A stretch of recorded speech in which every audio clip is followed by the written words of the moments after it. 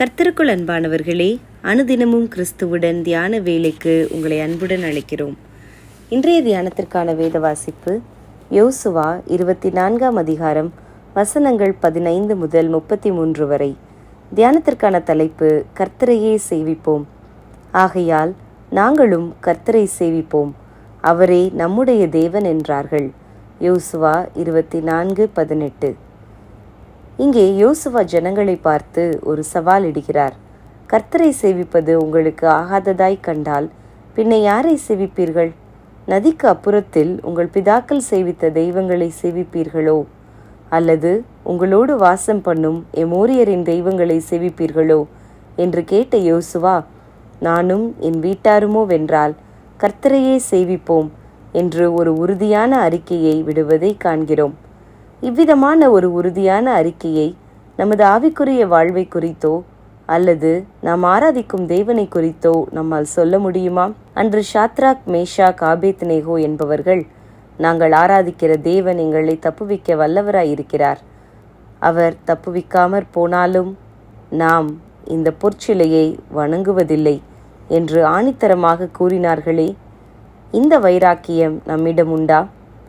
எனக்கு அடைக்கலமாயிருக்கிற தேவனை உனக்கு தாபரமாய் கொண்டாய் என்றார் சங்கீதக்காரர்.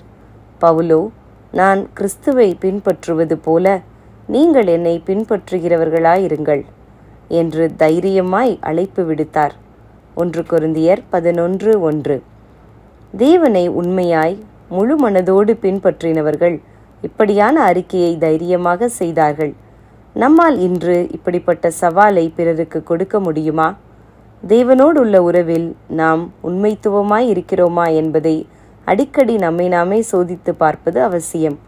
போலியான வாழ்வு சீக்கிரம் நம்மை காட்டி கொடுத்துவிடும். போலித்தனங்களையும் மாய்மால வாழ்வையும் தேவன் வெறுக்கிறார். எனவே உண்மையாய் மனம் திரும்புவோம். நமக்கும் தேவனுக்குமான உறவை காத்துக்கொள்வோம். அன்று ஏலியின் குடும்பத்தில் இருந்த போலித்தனங்களை தேவன் சுட்டிக்காட்டினார். ஏலியின் குமாரர் ஓப்னியும் பினேகாசும் ஒரே நாளில் மரித்து போகும்படிக்கு அவர்களுடைய அக்கிரமம் தேவனுடைய சந்நிதிக்கு எட்டியது. ஏலியின் சந்ததியை தேவன் எச்சரித்தார் என்று வாசிக்கிறோம். எனவே போலித்தனங்களை அகற்றுவோம். தேவனுக்கு முன்பாக உண்மையாய் வாழ்வோம்.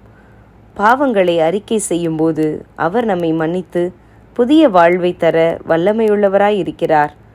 நாம் அவரின் பிள்ளைகளாக பிறருக்கு சவாலிடத்தக்க பிள்ளைகளாய் நம்மை நிச்சயம் மாற்றுவார்.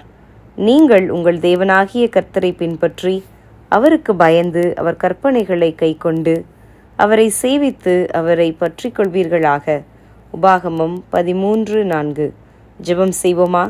கர்த்தாவே, மாயை, பொய் வசனிப்பு, போலித்தனங்களை நாங்கள் விலக்கி உத்தம இருதயத்தோடே உம்மை சேவிக்க உமதருள் தாரும். ஆமேன்.